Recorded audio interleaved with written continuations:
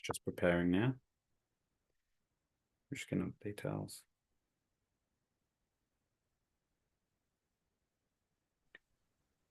Hello, I think we're live on YouTube. I will Yes, I check. can hear myself, so that's always good. I'm going to turn that off so I can't hear myself back again, because it's always a bit off-putting.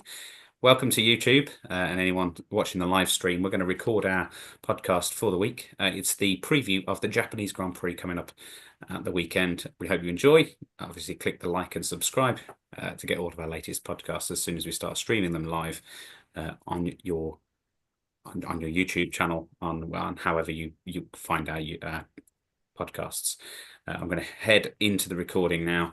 And thank you very much. If you've got any comments, by all means, let us know, and we'll try and touch on them if we do get any decent ones coming in. Okay, thank you very much, and here we go. Hello, and welcome to the Everything F1 podcast with me, James Tiller, and alongside me today on the Everything F1 panel is Coops. Hi, Coops. How are you? I'm doing all right. How are you? Yes, not too bad. Um, I had an accident with the trimmer last week, and instead of having a nice bushy beard, I now have a baby face again. It's slowly growing back, but it's taking its time. Did you notice, Coops? Did I look young and fresh-faced? No, I just noticed No. that you didn't have a beard anymore. You've got It'll be back. you've got three kiddies. You're not young and fresh faced anymore, mate. Jesus. Yeah, that's true. That is absolutely true. Well, thanks for joining us, Coops. We've also got Timo. Hi, Timo. How are you? Pretty good, thank you. How about yourself? You were all good. You're looking younger, but I've got nothing to base that off, so I'm just going to try and kiss ass early on. That's fine. Kiss as all you want. That sounds good. I like to feel as young as possible. Timo, I haven't spoken to you on the podcast before. I think you've been on one episode before you've previously mentioned. So just for our fans that might not know who you are, give us a little bit of information about you. How did you get into F1? Who's your favorite team, driver, or all of the above? I've been into F1 for as long as I can remember. One of these things of watching it with Dad growing up, and it's always been there ever since. And oh Christ, 2019, I think now I've been doing this whole motorsport journalism malarkey, so it's been a little bit of a while now. And yeah, it's just kept building. Got a lot of interviews with people from all over motorsport spectrum. Was doing some writing for Drive Tribe, for Supercar Blondie, for Is It Fast, and now obviously EF1.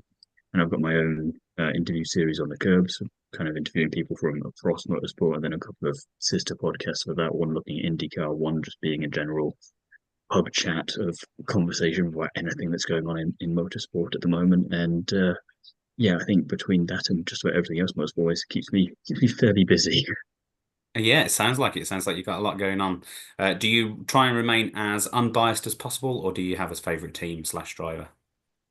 Teams is tricky, I think, because of the drivers. I think you go where some of them go more so than you might think, and you realize that when they switch. Hmm. But I think you can't go too wrong with vouching for the classic heritage team. So if you're not there for Ferrari or McLaren or Williams, then we're gonna have less to talk about. I think if you don't like at least one of those, and Yeah, oh, I yeah, think whichever absolutely. driver goes there, it works well. And I think Sainz to Williams, perfect example of I was already there anyway. Now I'm just even more invested. And same with Hamilton at Ferrari. I mean, everyone's a Ferrari fan, as everyone knows, but you become Mm, more of a fan, I think, depending on if one of your drivers gets there at some point. absolutely, yeah, I completely agree with that. Um, I've shared before, but I've got a very slight British bias that I can't get over, unfortunately. So I do lean towards the Brits. But I try and be as unbiased as possible. And my favourite team is McLaren, as the same as Coops as well, and quite a few of us on Stole the your shirt for this podcast. episode. That's it. He's still got his McLaren t-shirt on there, and then Just to yeah. Well, that's preface quite. It's that, I have more than one. Before he tries to say I've been wearing the same one constant, that doesn't sound very well. It doesn't the good for me then. I yeah the saw you the wash it. Don't armpits are looking worry. a bit orange. I'm ginger. Get a bye. Okay, so we're going to go into the podcast, but first we are Everything F1. You can find us on all our social platforms. We are on Facebook, Instagram, X, YouTube, and TikTok, all at the handle at Join EF1, apart from TikTok, which is at EF1 Official. Head there to find news articles, different bits of information from a daily basis, keeping you up to date about the world of F1 and the wider motorsport community.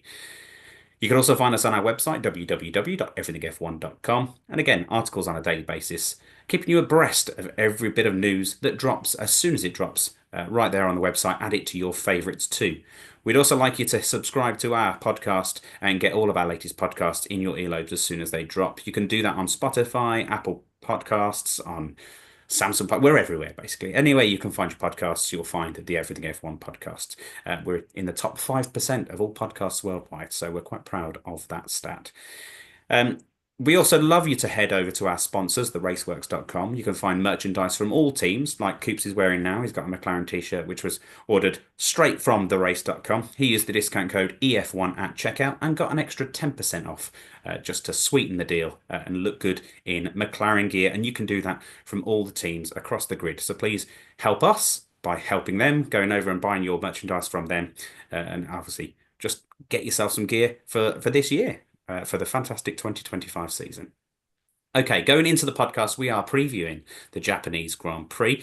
Now, I want to get your opinions first on the Japanese Grand Prix. Coops, are you a fan? Who isn't a fan? But are you a fan? Yeah, I mean, it's just such an iconic track. I mean, Yeah, so many iconic moments. Probably most known and infamous is Ayrton Senna diving for the gap at the very start of the race. They'll go back every so often and watch that, the title decider that he decided. Murray Walker's iconic commentary. It's happened straight away. yeah. Yeah, It was kind of pre-written, wasn't it? And yeah. is he going to do it? Isn't he? Isn't he? And yeah, he I just think obviously when it's kinda Ayrton did it Senna straight and he away. needs to do that, he was always going to do it. I don't think there was Yeah. really going to be a question. Mm. Could you imagine the fallout if social media was on back then? Tasty. Yeah. I'm sure the McLarens knocked themselves out at some other point in run about that kind of time. After the Well, yeah, I hairpin. believe same Yeah, drivers, wasn't it? from At the end of Senna the track is again. supposed to be the start of it. Yeah. So I can't remember the year, but I've got the image seared into my brain of the two McLarens, the white and red Marlboro livery, intertwined with each other in a way that they're not supposed to be. So yeah, it's just an iconic track, isn't it? It's a figure eight. It's a test. The Japanese fans just love it, which adds that extra bit of extra spice to it. You know, a wee bit extra that you need for a Grand Prix. Yeah, absolutely, and the weather can be changeable as well, which means you often get a few exciting, bits of weather to kind of approach the track. I don't know what the weather's like this weekend. I've Does it not heard look much. clear? Maybe you can Google that while I chat to Timo I about his shall. opinions on the Japanese Grand Prix. Timo, sorry, your thoughts on the Japanese Grand Prix? Is it a favourite of yours? Yeah, I've got to echo Coops really. It's a classic track, isn't it? You've got the Prost Senna battles from 89 and 90 and just kind of one at the start, one at the end of the lap, and both going bad as well as the other, depending on which side of the teams you're on there. And Mm, you get some other classic races over there. You mentioned the rain day. You saw obviously it got a bit wishy-washy in 22, but you got that brilliant drag race to the line between Vettel and Alonso, showing that you can still do it, even if mm, you're in slightly inferior machinery, let's say. And you've got such iconic corners. I think the designer wanted to have as many different types of corner on that track as was physically possible, and I think got most, if not all of them.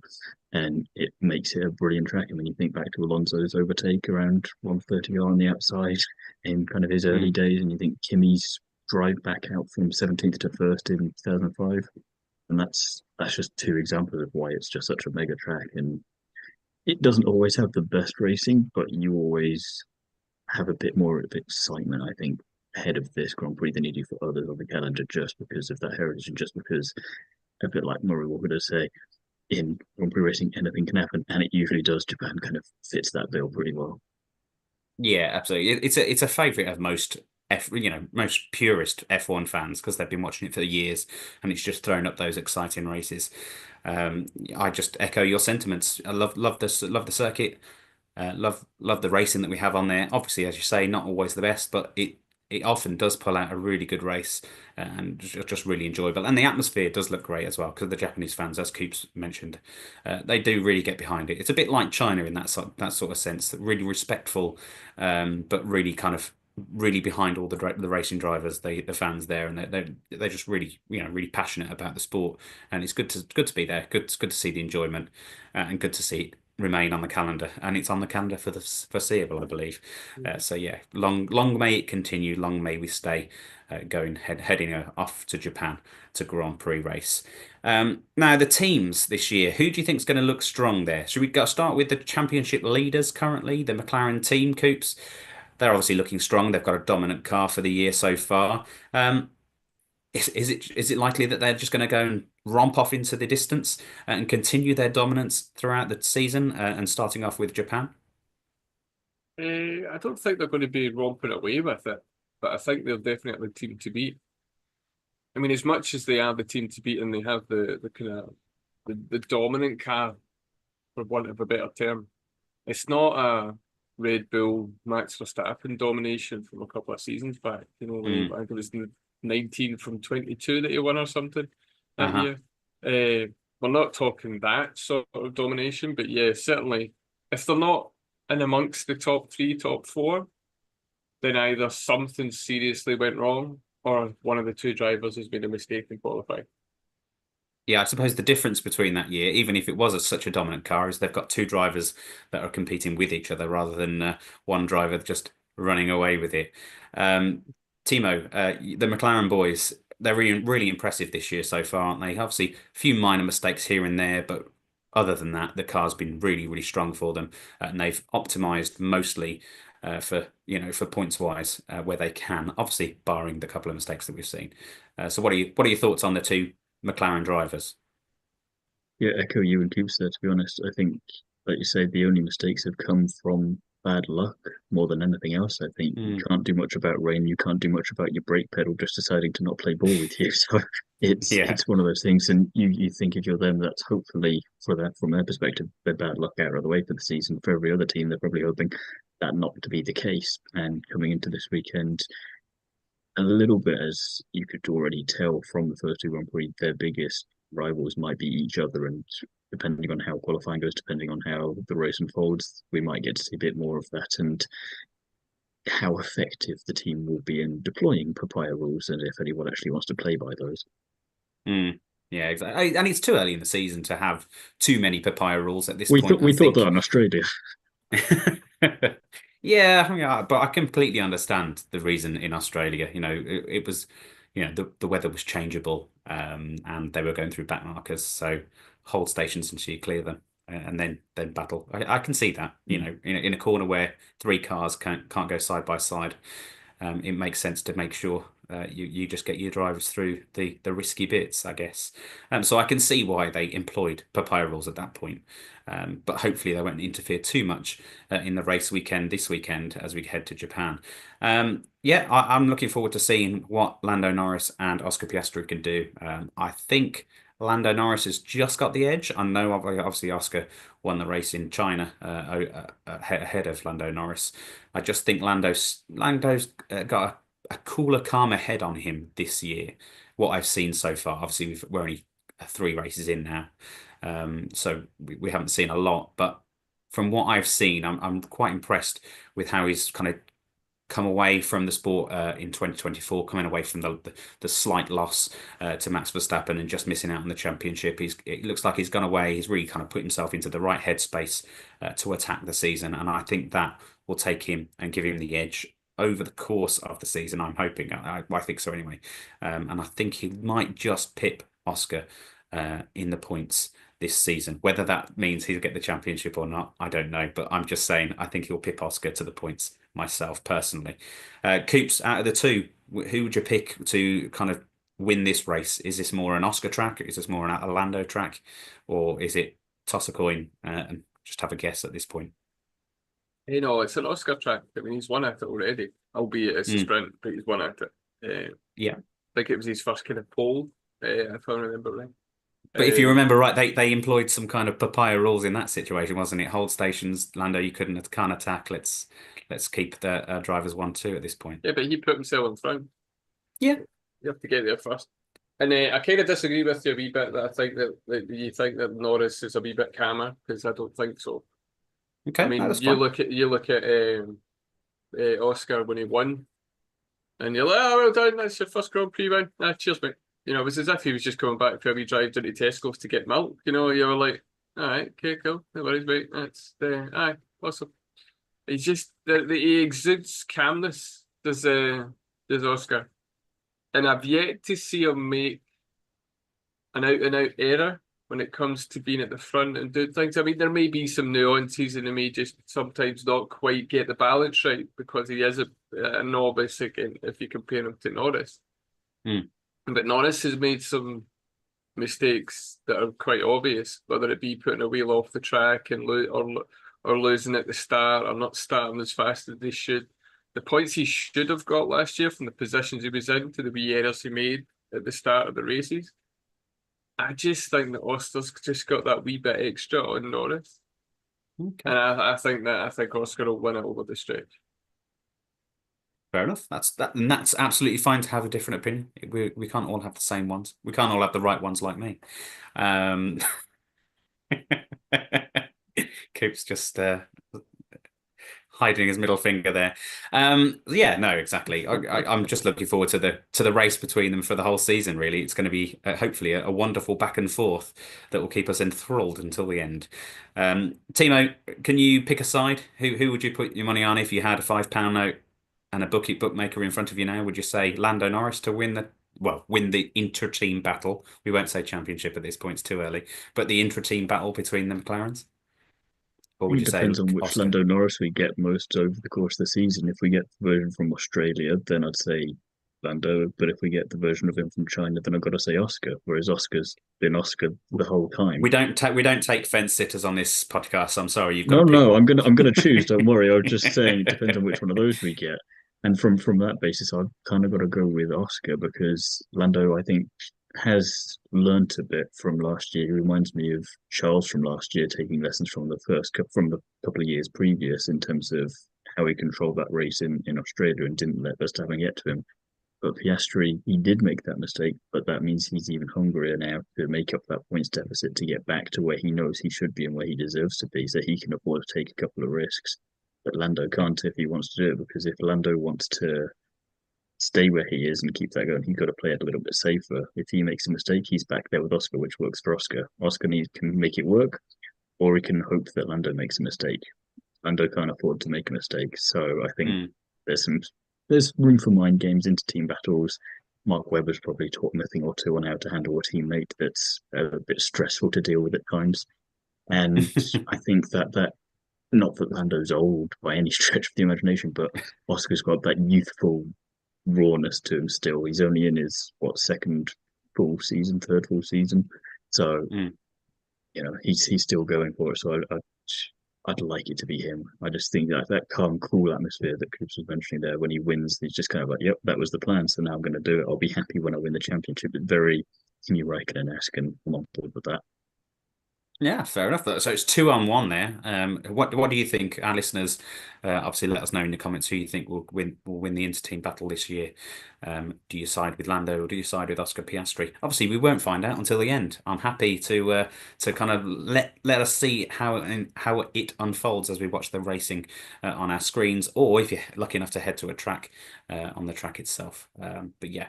That battle continues. The next team I want to chat about is the Red Bull team. So we've got Max Verstappen versus Yuki Tsunoda, who's brand new to the team after the Chinese Grand Prix failure for Lawson, who's now been replaced, and he heads to the RB team, so the Racing Bulls, and his seat has been taken by Yuki Tsunoda. There's a whole podcast about that on our YouTube channel. Coops and Sean digest their thoughts on the Red Bull problem and whether it was the correct decision to promote Yuki instead of Lawson. So if you head over to the YouTube now, you can by all means watch that and kind of hear what Coops and Sean had to say about that once the news had dropped. But Coops, would you like to surmise what kind of decision you came to between the both of you? Was it a good decision? Was it the right decision? Wrong decision? Too soon? Are Red Bull too brutal? What are the key points from that podcast that you'd like to kind of get across here while we talk about the Japanese Grand Prix? Well, the key point and the biggest thing I think that everyone noticed is it's clear that Red Bull made a mistake in bringing Lawson in the first place. Yeah. And the dynamics within Red Bull as a racing team now is completely different. It's not Dietrich Matishic's baby anymore, but he allows the guys to just get on with it. There's a board of people that are answerable. And the biggest thing I think that Sean and I kind of agreed on in that video piece was that this does not look good, however you spin it, for Red Bull in any way, shape, or form. They decided to overlook Tsunoda for Lawson, made it pretty clear that Tsunoda was never really going to get into Red Bull. And then 2 races into the season, they're bringing him up. And you're like, really? Okay. The other side of it is this is a win-win for Yuki Tsunoda. Because if he doesn't do anything in that second car and gets beat by Lawson, or he's out in Q1 and Lawson's in Q2, then it's the car. But then if he gets into the top 10, as he actually is quoted as saying he wants to get on the podium, then wow, he'll be like, you should have picked me in the first place. Yeah. It's probably the best place for a driver to be ever in Formula One at the moment.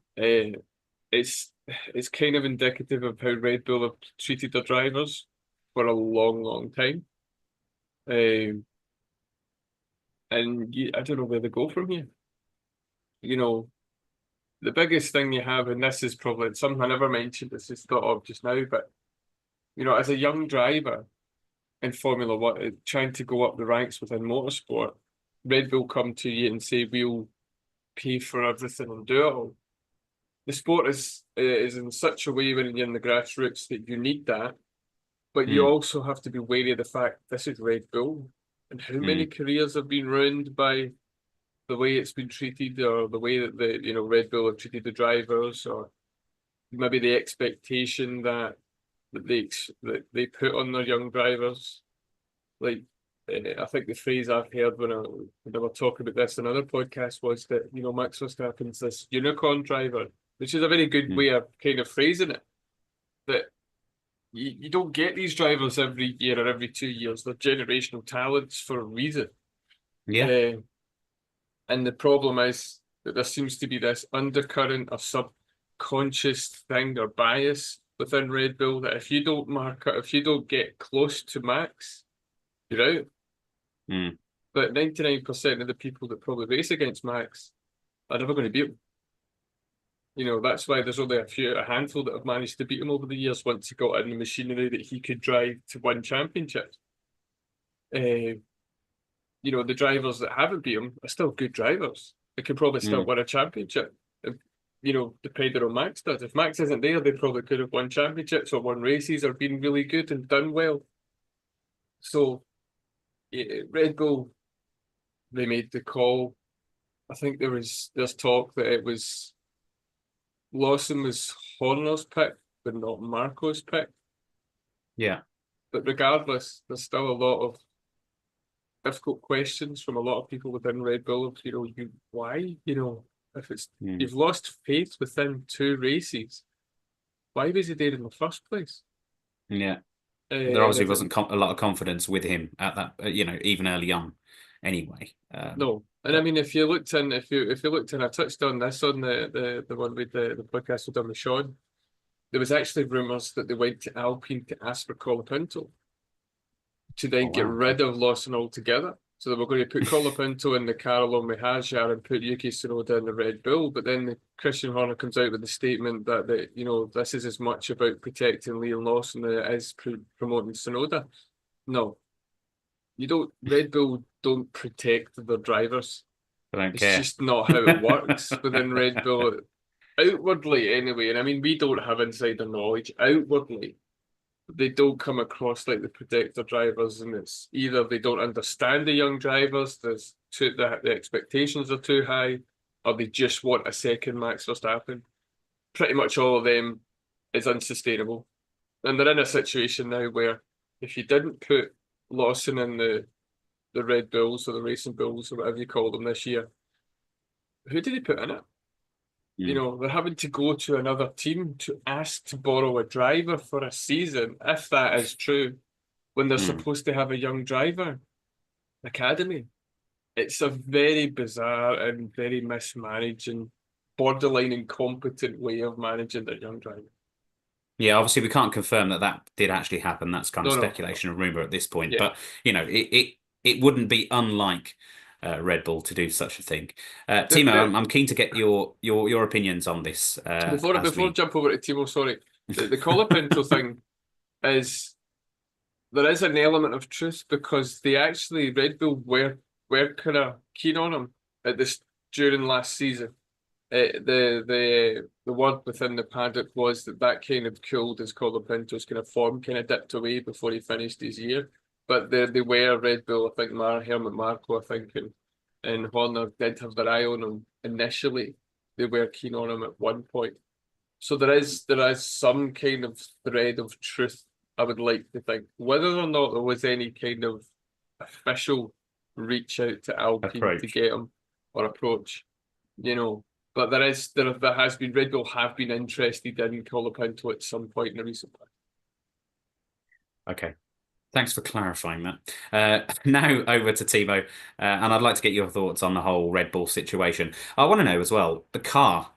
They've made the car obviously this kind of really pointy, kind of really extreme difficulty setting, as it's been described previously. Is it their design of the car that's the problem? Are they just designing it for Max and not for a general kind of driver to come in and step in? And is that the problem? Are they should they design the car to be more of a more readily drivable for a wider kind of style for the other drivers around the paddock?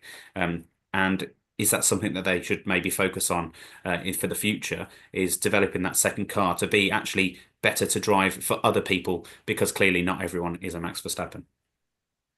Short answer, yes, and Verstappen said as much in recent days, I believe. And I think it's important to highlight that that's just one of the problems that they've got there. So, caveat I want to add to Coops is that yes, they perhaps shouldn't have brought Lawson in, but it's the way in which they brought him in that they shouldn't have brought him in. If they were serious about him, they should have done what Mercedes did with Kimi Antonelli and prepare him to be driving in this top team in this car as much as possible.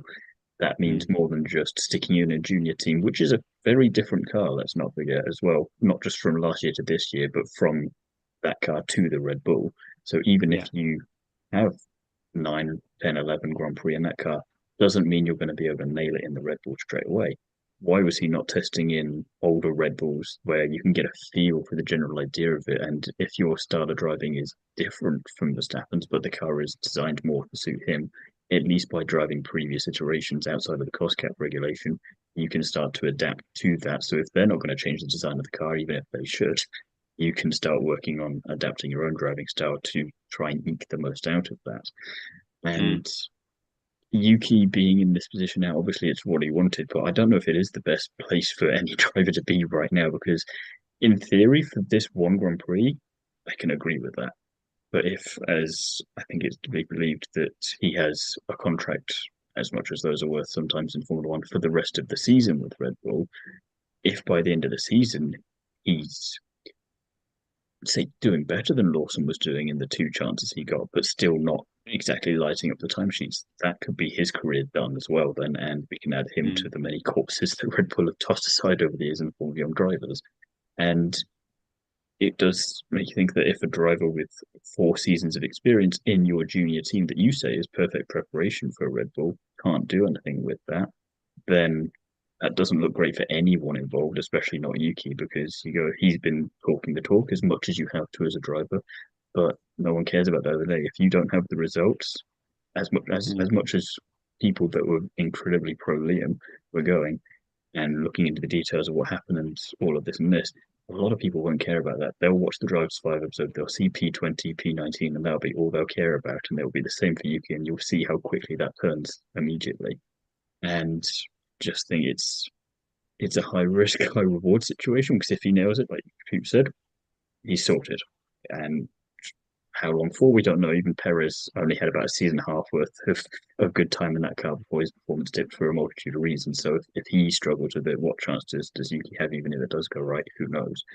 But if Mm. he fails, Red Bull look again incompetent because they're again hoping that a driver that's been in a different car and hasn't changed teams in that time is just going to be able to adapt.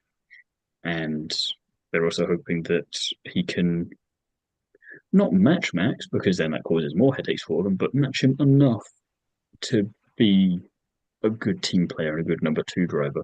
But if you're Yuki Tsunoda and you're getting this opportunity to top spot, are you going to want to play ball? Would you rather have a chance in a top team and throw everything you've got at trying to get podiums and wins? And championship probably a bit ambitious, but he'll do his best to try and do that if he can.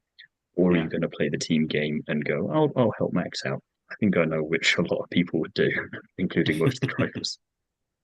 Yeah, absolutely. But they know where the bread's buttered, don't they, as well? So are they going to try and rock the boat too much when they've got a seat to risk that Depends seat? on how much his relationship still ties in with Honda, their relationship with Aston Martin. If he's only there, as many people believe, because Honda wanted him there in the first place, then in theory, he knows where his bread button. It's not Red Bull. He can just go off with Honda and make do with them. Yeah, yeah. But that's got a whole nother kind of relationship to kind of crack in the team owner slash team son dynamic of the Strolls and Aston Martin before they get rid of anyone like that. Coops, you were saying? Yeah, I think it came out that Honda gave about 10 million to sweeten the deal to get him into the Red Bull for the Japanese Grand Prix. And it seems to be that this is probably Yuki Tsunoda's last year at Red Bull for the kind of Red Bull market or marquee. I mean, if he comes up and he does what he needs to do, which for Red Bull, he needs to be in probably the top five regularly, get into the Q3, get a run about the top five, and he just literally needs to be the rear gunner for Max. And if Max is having a horrible race, he gets the points instead. That's literally all Red Bull want him to do. Yeah, they need points in the constructors. That's it. They need somebody who's going to bring points in for the constructors because they want to win both.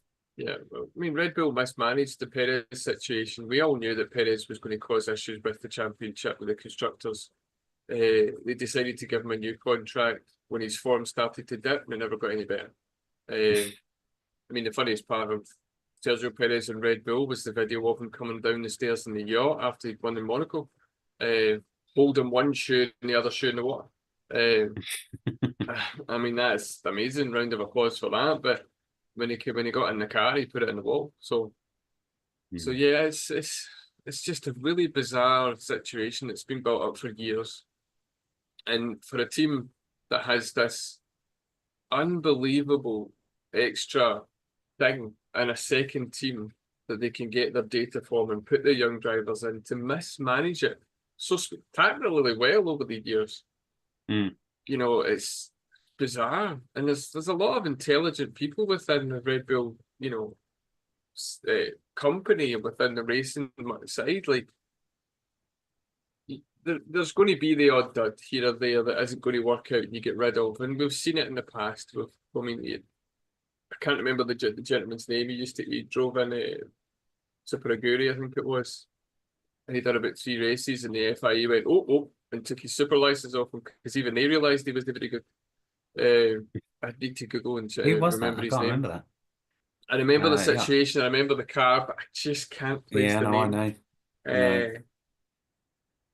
Is it UGI Yada or something like that? Maybe. Anyway, so we do know there are situations where drivers have to get pointed out, and there's all sorts of great stories about that. I mean, Neil Jordan, but you know, we've just lost Eddie Jordan the last couple of weeks. You know, one of his drivers ended up in jail, and that's how they ended up having to get another driver in back in the early 90s. I think that's how maybe Michael Schumacher ended up in Jordan for something similar. So. Would it have been Yuji Ide? Ide, that might be it, yeah. Yeah. That's four races before he got replaced. And I'm thinking it might have been him. Yeah, and it was that good that the FIA took his super license off him. Yeah. Well, it was three retirements and 1 13th place, so I don't know why they thought that was the good idea. Yeah, that team didn't last very long, to be fair. Just for the safety of the rest of the drivers on the track, I guess. But but yeah, the same sort of thing could happen. I want to mention that Max Verstappen wasn't happy about the Lawson switch. He thought that Lawson deserved a bit more time. But yeah, it keeps the spotlight off him, I guess. It was having also interesting seeing that post from Guido van der Garde and the various F1 drivers that liked it in a kind of interesting form of solidarity that goes by without needing to do too much on their part, but tells everyone exactly what you need to know. yeah, just a quick like on a post. Yeah, absolutely agree. But and Helmut Marko's come out and said, he's entitled to his opinion.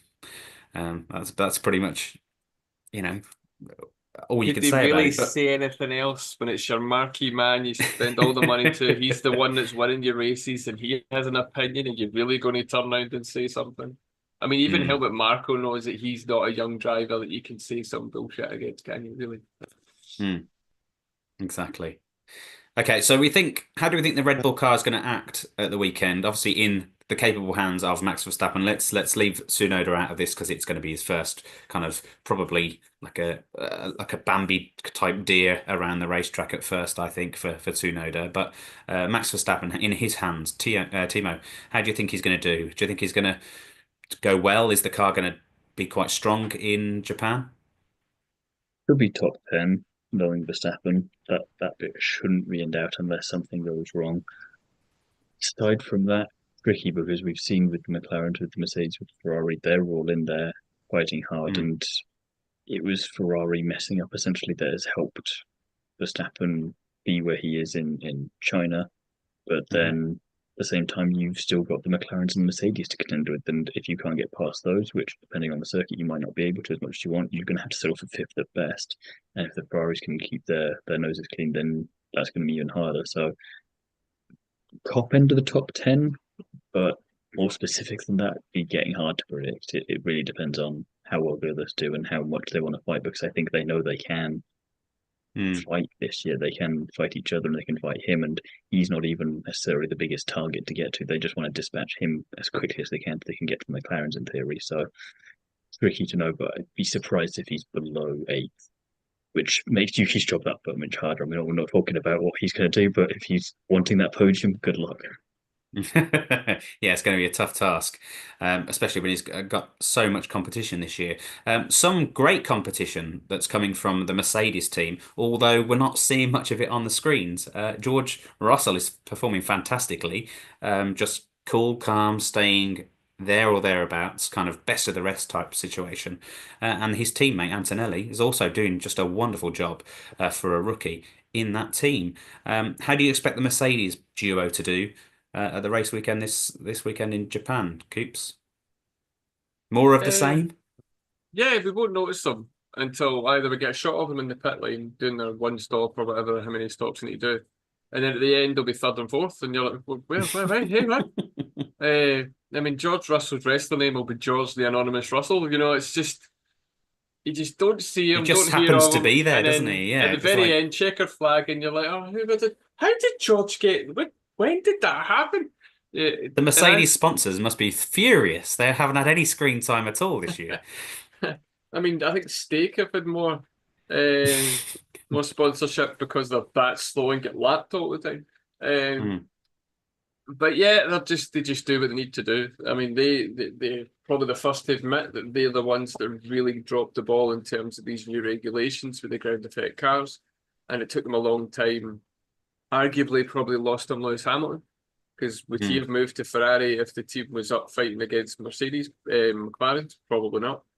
mm. Uh, and Antonelli's just after everybody crashed in Australia, which we can all kind of just forget because we had a two-time world champion crashing, we had Carlos Sainz crashing and behind the safety car. I mean, whoops. So we can kind of ignore that, and he's just done what Toto Wolff wanted him to do. He just quietly is getting on with it. He's shown that he should be in the car now. We're only a couple of races in. Mm. He has shown he has shown the glimpses of it.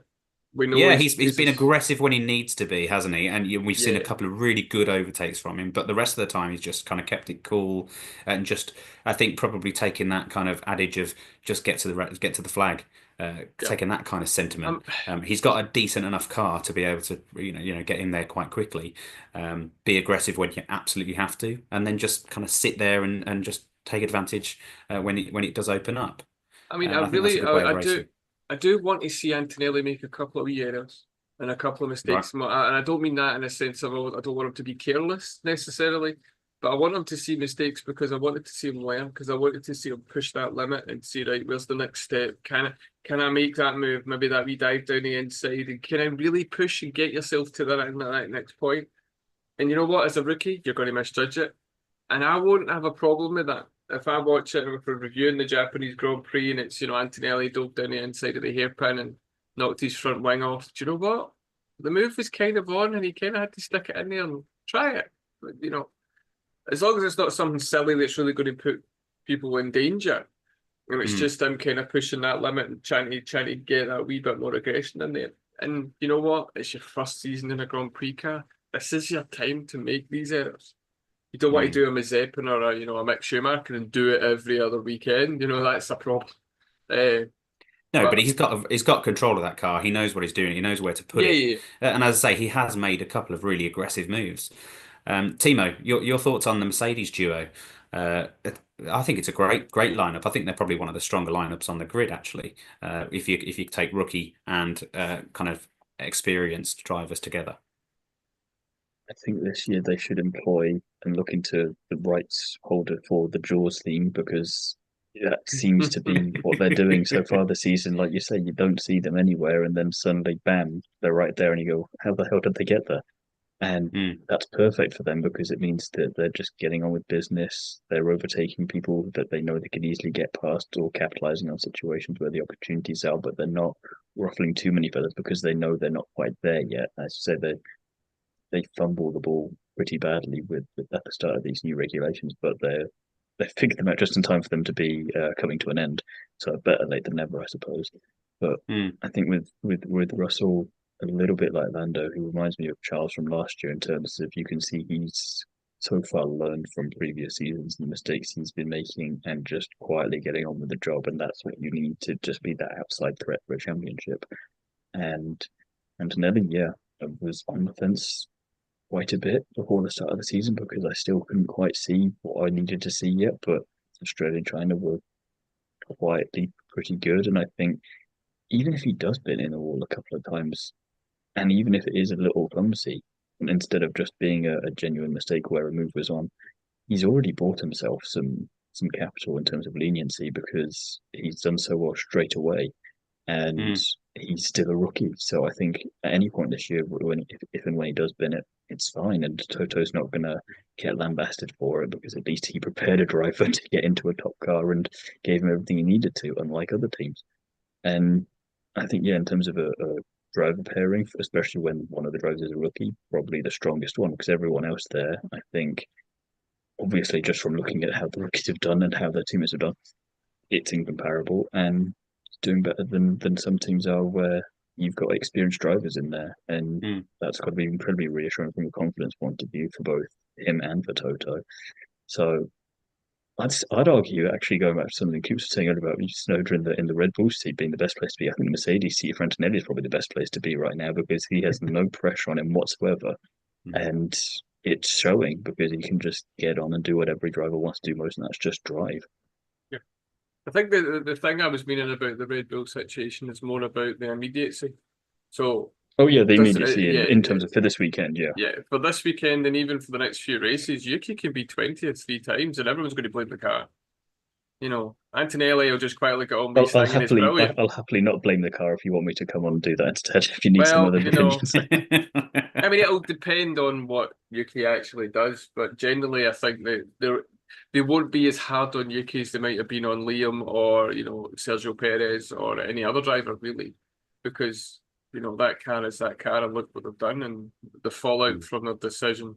I mean, the fallout we even got on social media when we posted it on our social media about the rumour and the fact that we were being stupid reporting it because it's never going to happen. It was kind of, I was a bit smug when it did happen. I was like, that's so unlike you. No, I'm usually quite. So there was a couple of debates online that I was part of where people were kind of arguing the toss. But yeah, it's Antonelli is in a particularly good place, and it's nice that we actually have a reasonably good. We've got a crop of rookies. We can have a kind of wee rookie championship, and Bortoleto is doing. Bortoleto is probably the most. He's the most hindered because he's in the stake, but he's still showing that he's got something about him. Beerman and the Haas, they're probably the ones that are hindered, and then you're going into your rookies that have got a better machinery. So, but after a season where we didn't have a rookie, we've got, was it 6 of them? Well, not still 6, technically. So it'll be interesting to see how they all do. But yeah, Antonelli's probably in the I think best he's place. I think he's done amazingly. Like you say, he's kind of banked some kind of some excuses for later on in the season if he does bid it, because he's done so well.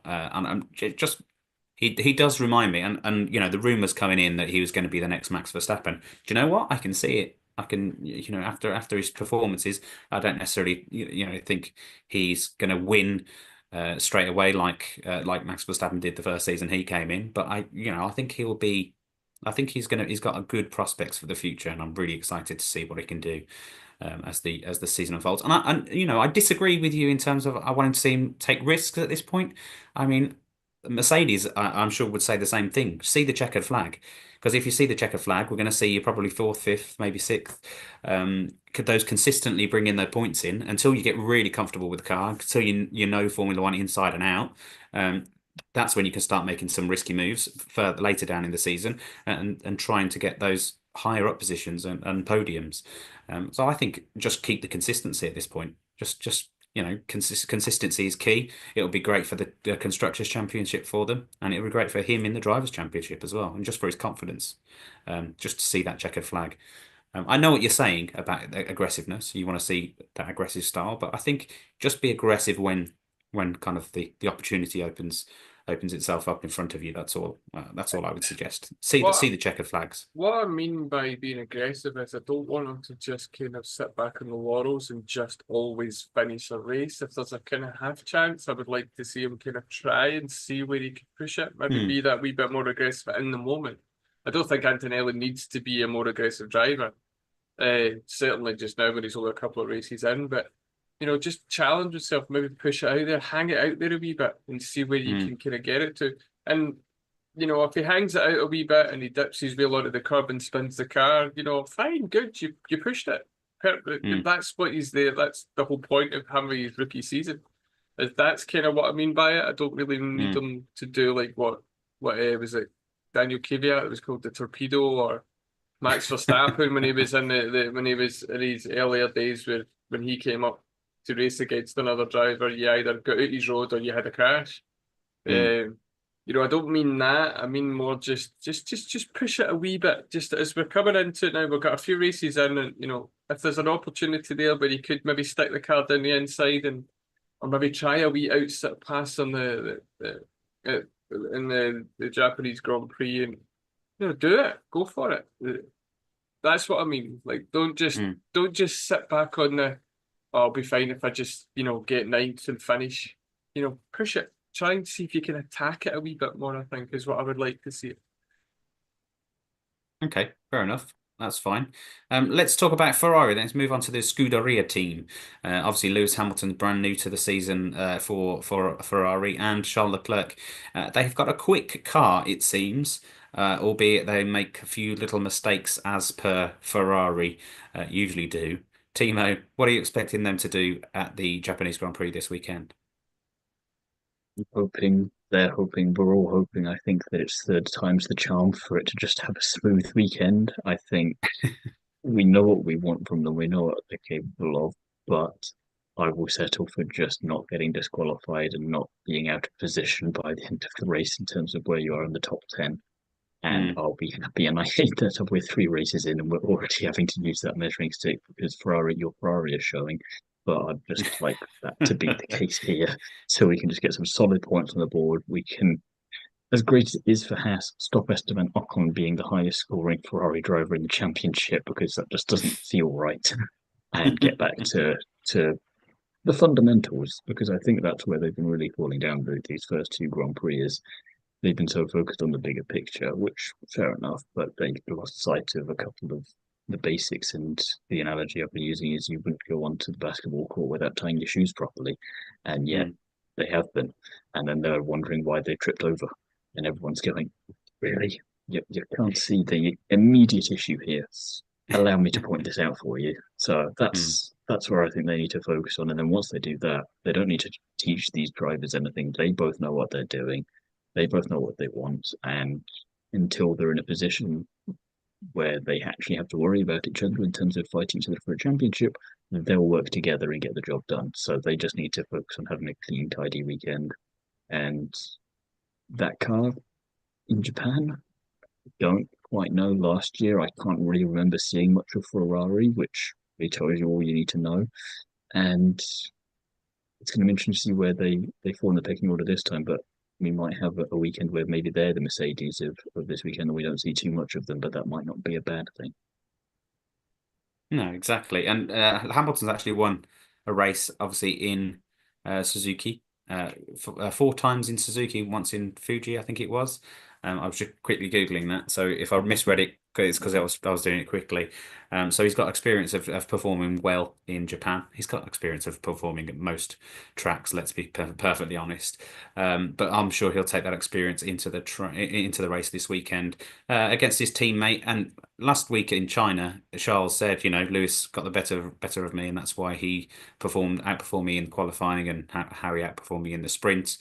Obviously, enough said about the race. They were disqualified from that, but they've got two drivers that are fully capable of doing well, and performing at the circuit. So let's hope that, like you say, third time's a charm, and they pull everything together and get to the finish flag and remain uh, on the title sheet at the end, on the classification sheet at the end, and wherever they are, they remain there, whether that be first, second, third, fourth, fifth, wherever. Coops, how do you think they're going to do? If any team needs to pull a George Russell, it's Ferrari. Where we don't see them, we don't know anything about them, and then they rock up fifth, sixth, fourth, third, whatever, and you're like, First, oh, second. yeah, well, we'd see them a lot then, but what I mean Just at the is, end. yeah, just at the end of it, and then obviously Imagine they make a good strategy call and they get they get one and two right at the end. That could be the dream. the frustration for me with Ferrari is they have everything there to be such a good team. Maybe not quite dominant, maybe not like your Red Bull, dominations, but properly, consistently fighting. And they always find a way to just mess it up. They just Ferrari themselves all the time. And it's just such a frustrating thing. I mean, there's a high percentage of people in Formula One who may not even like Lewis Hamilton necessarily, but don't hate him. Would they be kind of chuffed to see him win his 8th title in a Ferrari? Probably. It's Lewis, and then he's going to sail off and do his thing after he wins his 8th. But they just find a way to make mistakes. Like, how do you... The disqualification for Ferrari, for me, what strikes me is the fact it was two different things. If both cars were underweight, right, okay, they made a genuine mess up and it kind of tilted over. The fact that it was both cars, one underweight, one because of a skid plate issue, the plank. I think it was 0.4, and then they measured it again, it was 0.6 under. This is millimeters we're talking. Yeah. 0.6 millimeters, too much wear. Yep. Crazy kind of tolerances, isn't it? Yeah, when you think about it, how tiny that is. They can't be grey when it comes to those things, but no, of course, I completely agree with the disqualification. I'm just saying it's crazy how close that tolerance is when you think about how tiny a millimeter is, and it's only half of that millimeter that's been worn additionally, and that's what's got him disqualified from the race. But they're a frustrating team, and for anyone out there who follows them, and for the Tifosi back in Italy, and let's not forget that the Formula One team is front page news in Italy. I mean, it's the only team that has this pressure when it comes to the media scene, and we've discussed it a lot over the years. But they must be, if I'm frustrated, and I don't genuinely follow them as passionately as they do, I mean, how frustrated must they be to see that, and how, Do you think they need to hire somebody new? Is there a fundamental flaw with their strategy team? Do they need to kind of poach someone from, say, Red Bull, someone from McLaren? Do they need to get a different set of eyes, a different set of kind of different knowledge base around strategy, or is it just silly mistakes that they're making. That I don't know.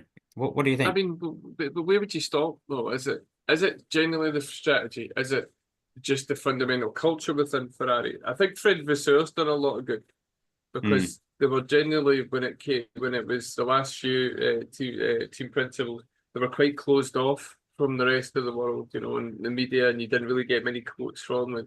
Not a lot happened, and you see Fred out there laughing, joking. You see, you know, he's kind of changed the culture. And I think Mm. Fred's probably the right person to bring in because he wasn't really a Ferrari guy. Because for the last few years before him, it was always somebody internally or somebody within the yeah, Ferrari world or that sort of thing that kind of moved him out and amongst it. So I manager of don't. Ferrari kind of car sales from America or something like that. I think Yeah, is where there was they've gone. always it was somebody within the Ferrari culture that was moved within it, and it never changed that. So no, I don't think there's anything necessarily. Like I think every team. What's the woman's name that's the head strategist at Red Bull? And Schmidt. Yeah, I was going to say Hannah Schmidt. I thought that's what it was. Um, I mean, every team would want her to be the head strategist. So it wouldn't just be Ferrari. Um, and, you know, I think they so could do with hiring someone along the lines of Al Pacino, but purely for motivational purposes. You just get him to do a good pre-game speech, and maybe then they'll just get their act together. And it's just the lack of confidence, the lack of belief. Something there's nothing necessarily missing. It's just that mindset issue. And if Al Pacino can sort that out, then I don't think we have anyone else who could. we need to get Say to hello to Lasso. my little friend. I Yeah, have that's what he no needs. I have no He idea needs what a accent that was, machine and for gun. anyone in Italy, we apologise No, it wasn't unreservedly. Italian actually. It wasn't Italian. That's where your lack of knowledge of film Latin, is Latin. showing. No. He was what was he? Colombian. I was thinking more any Okay, given Sunday rather than Scarface. it was, wasn't it? Yeah. Fair Uh, enough. but no, I mean, I've said this before. I think the biggest thing for the culture within Ferrari is that there's this fear of making a mistake because you work for Ferrari. Like Mm, Mercedes made mistakes when they were kind of dominant, and there was occasions where things didn't quite work out. I think the German Grand Prix a few years back, where everything just went wrong for them. They kind of came out and owned it as a team, and just went, yeah, yeah, we made a mistake. It was anything that went wrong did. Uh, you know, but with Ferrari, it was like somebody made a mistake, and the next thing they're restructuring and moving somebody to the doldrums of some garage in Maranello or something. And it was, for me, it's that fear. Like people don't make their best work when you're fear of what could happen. You can't innovate without the the acceptance that there may be failure. yeah. You know, if you want to try something that's different, it might not work. I mean, how many times have we watched, you know, maybe not in this generation of Formula One with these cars, but in the previous ones where we see a team come out with a front wing and it's like nobody else has got that front wing, and we're all discussing it going, either this is just going to disappear in three races or they're disappearing down the track and everybody else is going to copy them. But I think I've kind of lost that. They kind of just keep within their lane a wee bit too much, and it's like, right, no, move out, try something. And Mm. hopefully Lewis being there and just this breath of fresh air in terms of a driver coming in with his experiences and, you know, his Wealth of accolades and, knowledge. Yeah. his knowledge and things, that hopefully he could kind of try and instill that kind of like, let's try something different, let's move it. And even just, I think just he might not need to say that, but I mean he like just, and this is a weird analogy and you might laugh at me, but Lewis coming in Probably. Lewis coming in and, you know, wearing the clothes that he wears that are different and they're out there and they're weird to as normal people and as laymen's that watching that and seeing what he wears, you're like, wow, I wouldn't go to Tesco wearing that. But you know, sometimes just that kind of confidence to just go in and try something that's different. Mm. That's I I think think that's what why Fred Ferrari worked so need. well there. Like you were saying earlier, they looked outside and it wasn't even too far outside, but it was No, just outside enough for it to work. And as much as the close analogy is amusing, I get the point you're making. It's yeah, enough of a difference to come in and go, it's a fresh pair of eyes. Let's see what I can do then. Also, I might know a thing or two about what I'm doing as I've had a bit of success at the last place I was driving in. yeah. Mm. Yeah, Yeah, and plus absolutely. the photo shoot he did when he first went to Ferrari was so cool. It was so good. So I was like, oh, look at that. Ferrari F40, the 7 windows, the wee door. He looked like they looked like something straight from an Al Pacino movie. It was brilliant. It was the best thing I'd seen in a long time. Anyway, Yeah, let's move on. I think we've kind of focused on the top four teams quite a lot and substantially. Obviously, we've got six other teams to choose from. We don't necessarily need to go into as much detail for each of them. But what I want you to do, Timo and Coops, we'll go to Timo first. I want you to pick a team that we haven't mentioned and kind of just summarize your thoughts on what they might get up to this weekend, and if you're excited or if you've been disappointed so far with them this season. So, Timo, you pick a team from the last six remaining, and kind of digest that for me. Got one on the top of my head, and might be cheeky and go for a second one afterwards, depending. But I'll stick Yep. with Alpine to start off with, just Okay. because they are a team that have so much potential, I feel, at the moment, and we're just not seeing it yet. And I feel like that's a team that has just genuinely had bad luck the last two Grand Prix. Gasly has been doing a really nice job. He's just not been able to transfer it into a race result. And Doohan, I think, is under a lot of pressure. And the one thing I can give Red Bull a small bit of credit for, even though they kind of backfired on themselves, was straight after China, Horner was coming out and backing Lawson, saying we're gonna kind of be focusing on him. He's going to be in this car. Da, da, da. He was telling the line immediately, even though it changed 5 minutes later. At least initially, they were there. We've not really seen any of that from Alpine with regards to Doohan. He's under all this pressure and doing a pretty good job for considering he wasn't in F1 last year. He wasn't in F2. He was just kind of around, and he's having to learn all this and just be expected to perform. And you could argue that there are some people in Alpine who are waiting and hoping that he won't improve so they can stick Colapinto in or Paul Aaron or someone else in the car.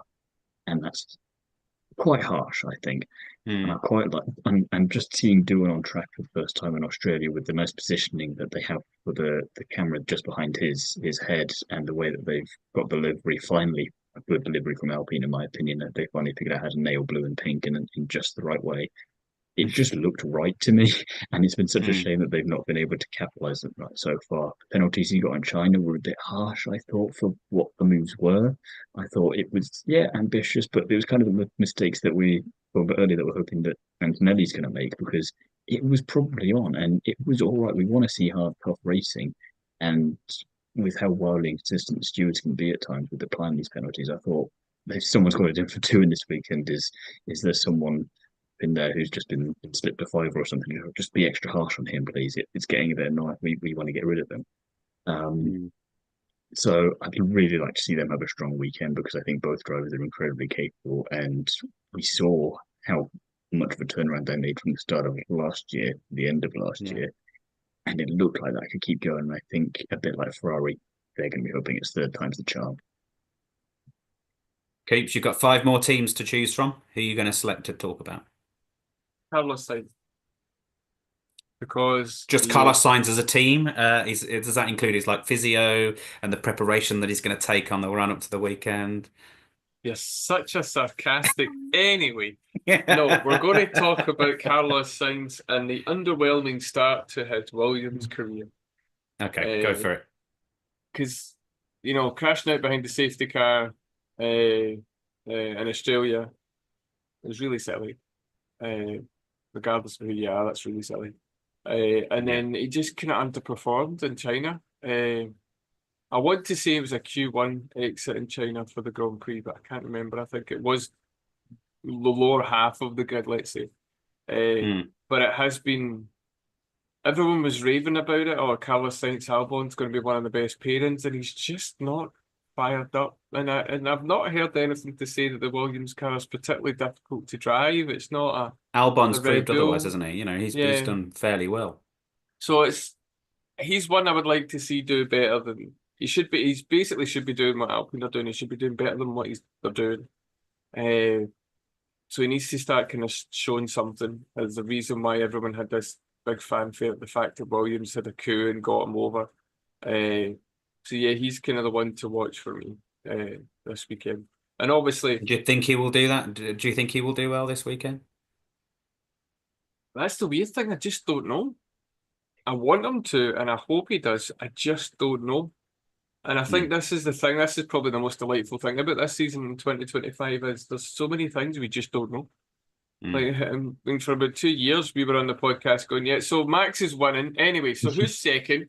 Who's third? And now this year we're like, And somewhat ironically, the one time you could say otherwise in 2023, it was Carlos Sainz who was the one winning. he was the one winner. Yeah, exactly. And it's and also Ferrari getting disqualified gave Carlos Sainz his first points in China, which is just great. It's just such a Formula One story, and it's brilliant. Which will probably not even be mentioned in next season's Drive to Survive, going by the way they did this year, for last season's one. But yeah, there's so many wee stories and we subplots and storylines that I just don't know what's going to happen. Like, is Doohan going to survive to the end of the season? Probably not. The fact that it was mentioned at the livery launch, and Oliver Oakes turned around and said, "Well, Doohan is our driver for the start of this season." Probably because he could feel Briatore's stare, and it was kind of like, that's not really a vote of confidence there, Paul. I don't know what they're doing. They've got about 14 reserve drivers as well. So, but yeah, and for one of me, those is Ryan Reynolds, isn't he? Him and the golfer. Don't give them ideas.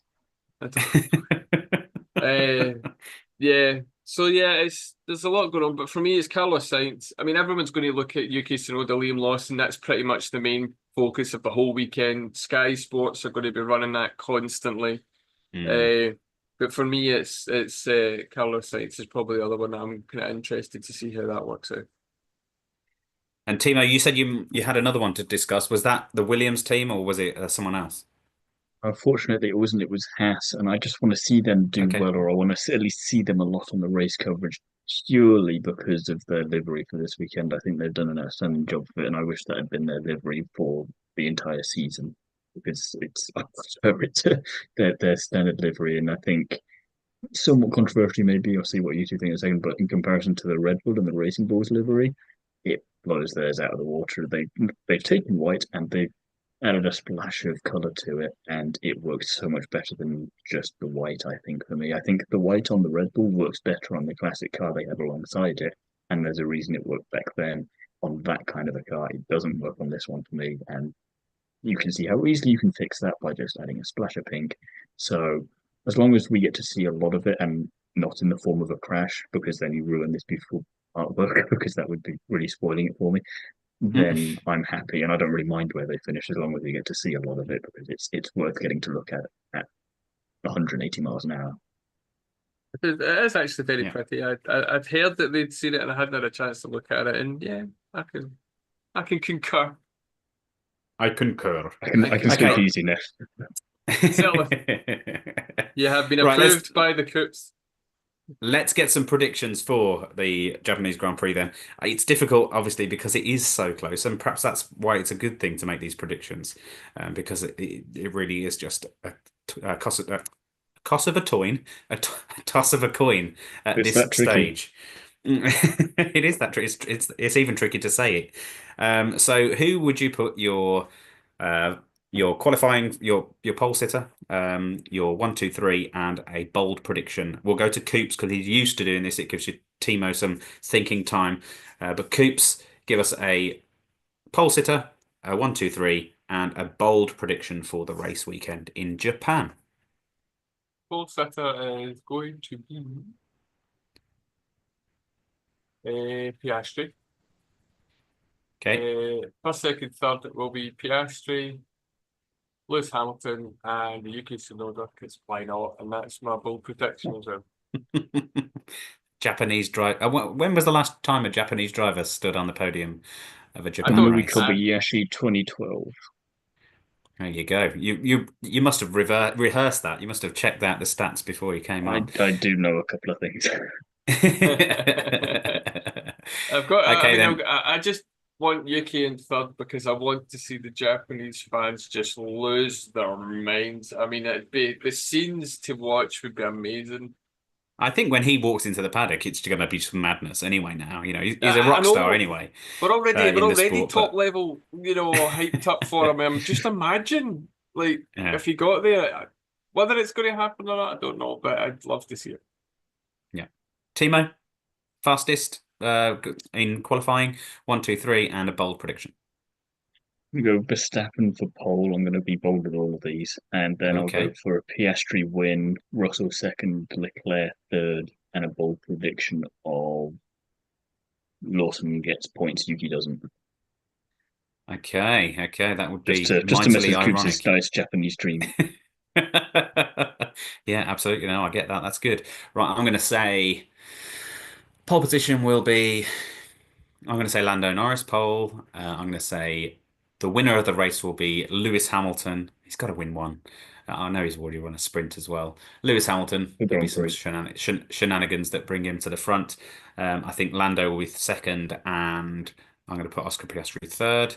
And then my bold prediction, bold prediction. I'm going to say Yuki Tsunoda out qualifies Max Verstappen. Oh, well done. No, I That's mean a that is good one. I like that. Well, he has been probably better in impossible. qualifying than in Grand Prix, to be fair. So if one of the three is Yeah. likely to come true, you never know.